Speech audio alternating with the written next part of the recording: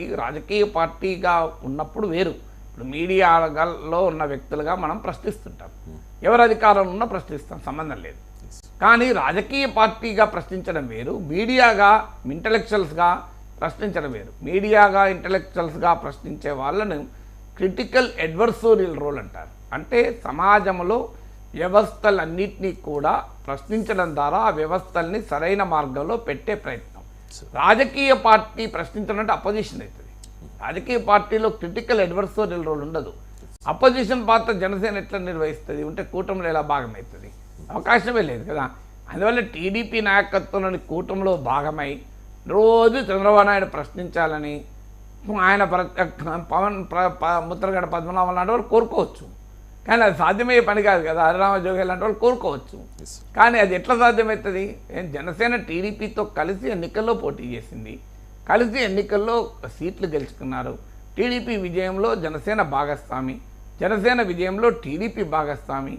ఆ రెండు పార్టీలు కలిసి ప్రజలకు ఒక మేనిఫెస్టో ఇచ్చారు, ప్రజలు ఒక సంయుక్త మ్యాండేట్ ఇచ్చారు. అందువల్ల ఆ మ్యాండేట్ అనేది ఖచ్చితంగా 5 ఏళ్ల వరకైతే కొనసాగాలి. 5 ఏళ్ల తర్వాత రాజకీయ పార్టీలు వారి వారి అభిప్రాయాలకు అనుగుణంగా మళ్ళీ కలుస్తారా కలవరా డిసైడ్ చేసుకుంటారు. మీరు ఇల్లు రెంట్కి ఇస్తారు, 11 నెలల వరకు రెంటల్ అగ్రిమెంట్ ఉంటుంది.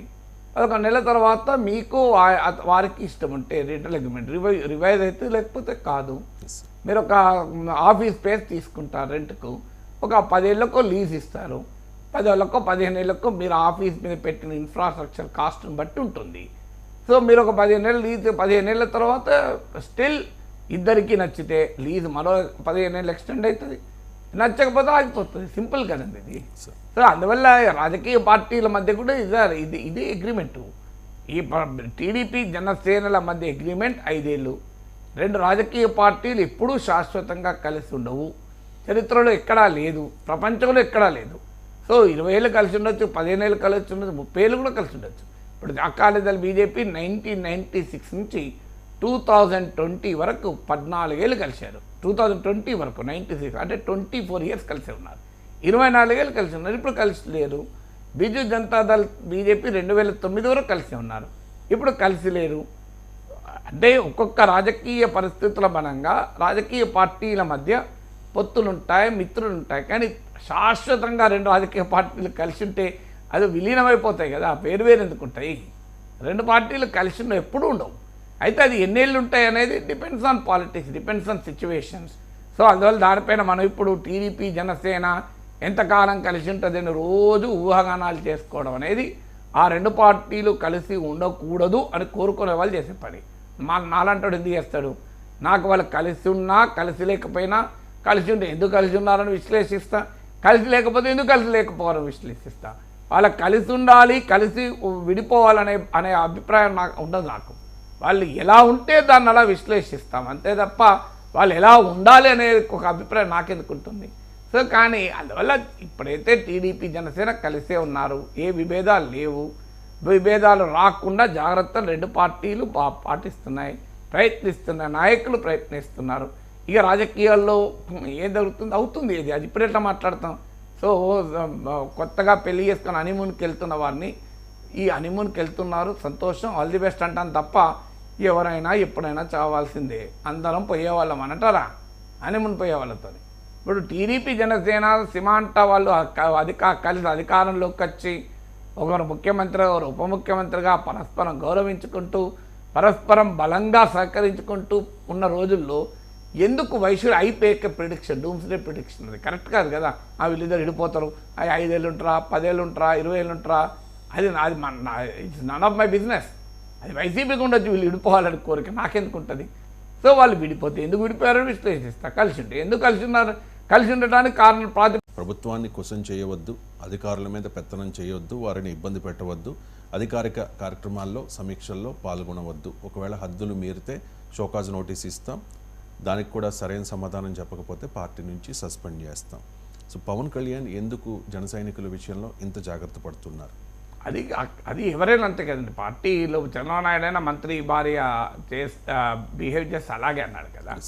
అది ప్రత్యేకంగా జనసేన ఏ పార్టీ అది ఇష్యూ కాదు. మళ్ళీ మీరు అక్కడ కూడా ప్రశ్న మారింది ఏంటి అంటే అధికారులు వీళ్ళు జాగ్రత్త అని కాదు, టీడీపీ వారితో సంబంధాల విషయంలో అది పొలిటికల్ పాయింట్.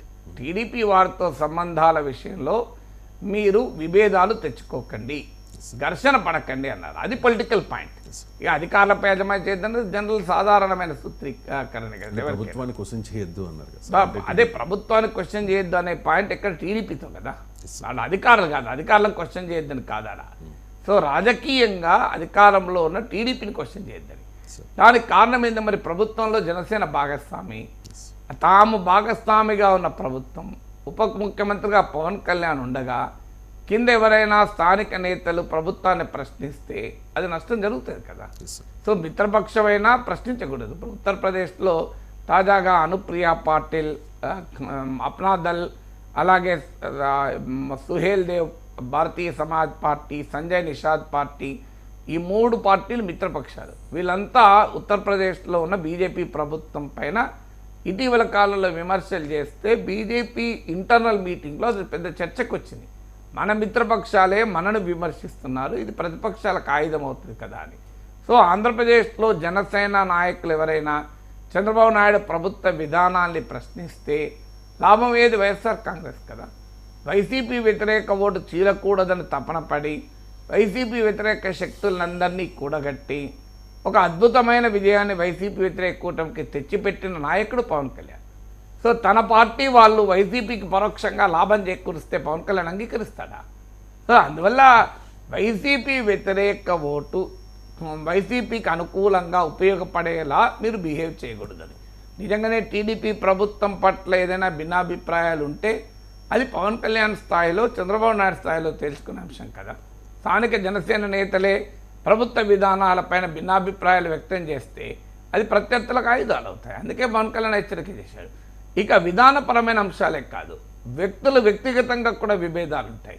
ఎందుకంటే 2 రాజకీయ పార్టీలు కలిసినప్పుడు సహజంగానే వన్ అప్ మ్యాన్షిప్ ఉంటుంది. ఎందుకంటే లోకల్గా 2 పార్టీ నాయకులు ఉంటారు, ఒక పార్టీ చెందిన ఎమ్మెల్యే ఉంటారు. అధికారం ఎవరిది, ఆధిపత్యం ఎవరిది అనే ప్రశ్న అనివార్యంగా ఉత్పన్నమవుతుంది. ఇక 2 పార్టీలు బలంగా ఉన్న చోట్ల ఏదో ఒక పార్టీ బలంగా ఉంటే ఈ పంచాయతీ రాదు. 2 పార్టీలు బలంగా ఉన్న చోట ఈ ప్రాబ్లం ఉంటుంది. నాకు మిత్రుడు చెప్పాడు, కర్నూలులో ఎలక్షన్ రిజల్ట్స్ రోజు సో ఒక మెస్సులో భోజనాలు చేస్తున్నారు. సో అప్పటికి టీడీపీకి బ్రహ్మాండమైన అనుకూల రిజల్ట్స్ వస్తున్నాయి. ఆ మిత్రుడు రాజకీయాలతో సంబంధం ఉన్న మిత్రుడు కాదు, ఆయన కూడా మెస్సులో భోజనానికి వెళ్ళాడు. సో తెలుగుదేశం అభిమానులు, ఇంకా ముఖ్యంగా ఉంటే కమ్మాసు, అందరూ కలిసి వచ్చి అక్కడ భోజనం చేస్తూ ఏం విజయం రా మనది, మన పార్టీ ఇట్లా అద్భుతంగా గెలుస్తాను అనుకున్నామా, బ్రహ్మాండంగా గెలిచినామని చాలాసేపు మాట్లాడుకుంటే అక్కడ జనసేన, అది కూడా సామాజికంగా బలిజ చెందిన వారు కూడా కూర్చున్నారట. కూర్చున్నప్పుడు వెంటనే ఆయన అన్నాడట, మీరే గెలిపించున్నారా, మీ వల్లనే గెలిచిండ్రా, మీరు ఓట్లెత్తిన గెలిచిండ్రా, మా కృషి లేదా, మేము లేమా అన్నట. ఇతను ఉన్నది వాళ్ళు అప్పటిదాకా గమనించకుండా మా పార్టీ మాది, మేమే గెలిచాం అని మాట్లాడుతున్నారు. ఇది అనడంతోనే లేదన్నా అట్లెందుకు అనుకుంటారు, అందరం కలిసి కదన్నా గెలిచింది,